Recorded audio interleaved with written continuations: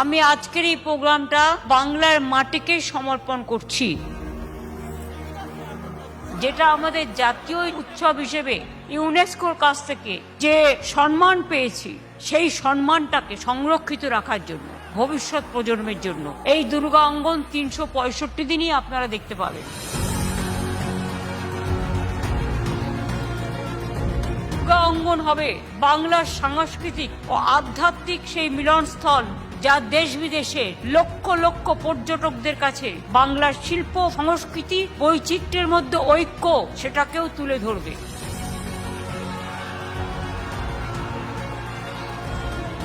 এত বড় করে এটা করা হয়েছে যে মন্দিরের মাঝখানে উঠোনেই প্রায় 1000 লোক একসাথে বসে থাকতে পারবে।